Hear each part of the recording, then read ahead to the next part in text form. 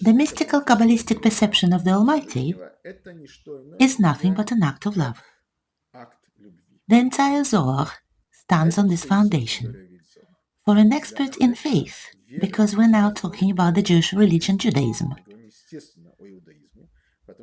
the Zohar is an integral part of the Jewish religion. It does not go beyond the Jewish religion. It is not something that exists outside of Judaism. It's the flesh of Judaism. The Zohar is nothing but a purely Jewish way and approach to knowing the Creator. An expert in faith, either mystic or Kabbalist, seeks connection and unity with the object of his love.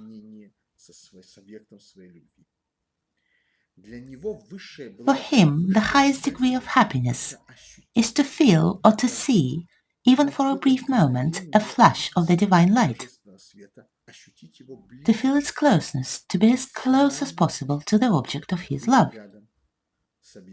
Therefore, the most important commandment and the most important idea of the Zohar is the fulfillment of the following phrase from the book of Dvarim, chapter 6, verse 5. Quote, "And you shall love the Lord your God with all your heart, and with all your soul, and with all your might." Unquote. This commandment is the most important of all the commandments, and a Kabbalist or a mystic tries to fulfill it. For him, this is the purpose and the essence of his faith. Proceeding from this idea and constantly remembering it, we will analyze the Zohar.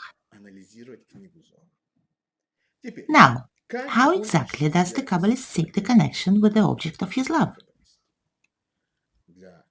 For a Kabbalist or a Jewish mystic, there is no other sphere of search for the Creator than in the Book of Books, the Torah. This is the world in which he lives. These are the words the Almighty addresses to him, and here, in this book, he finds everything he needs. It is no coincidence that you have heard the phrase, "You can find everything in the Torah." What everything? Everything that a person needs in order to talk with the Almighty. And therefore, in this text, a Kabbalist finds everything he needs for his intimacy with the Creator. And you shall love your God. So, what exactly helps the Kabbalist to implement this act of love? How does he look into the text of the Torah and see in it something that no other person sees? What in this text is so important to him? We have to imagine the Kabbalist's approach to the Torah. He tells himself the following: the entire Torah is the Creator's speech addressed to me. Every word in the Torah is His name. It is the information that He sends me. The Torah is also called Torat Hashem, the teaching of the Almighty, or the teaching of His name. The entire Torah teaches us His name. Reading this text and looking into it carefully, the Kabbalist reads the names of the Creator. What are the names of the Creator? The names of the Creator are nothing but His manifestations. What do we know about Him? We only know about Him what He Himself presents to us, what He emanates to us. His attributes, His qualities, but only what is available to us. And what is available to us? Only what is in the Torah. How do we understand it? Through a special approach to the text. And so, if we imagine that the entire Torah is the teaching of His name, then we must find these names in the Torah. What will enable us to do so?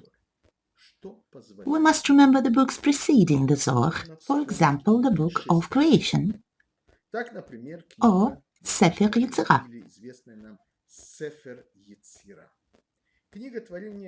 Here are the first few lines of this book. It starts with the words, ב-32 נתיבות פליות חוכמה, חקק ימינה всевышнего את עולמו בשלושה ספרים, בספר ספר וסיפור. The Almighty creates this world in 32 paths of wisdom. What are these mysterious 32 paths of wisdom? They are nothing else but 22 letters of the Hebrew alphabet and 10 numbers.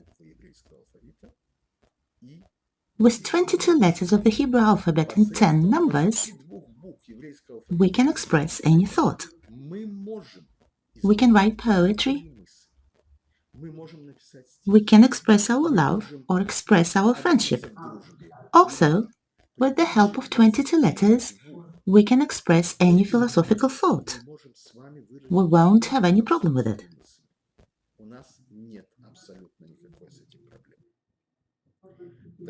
Thus, with the help of a code, where each letter is a unit of information,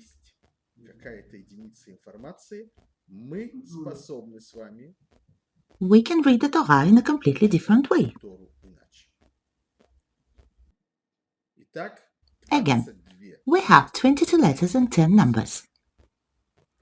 With the help of different combinations of letters and numbers, we can obtain a completely different meaning from the one that lies on the surface.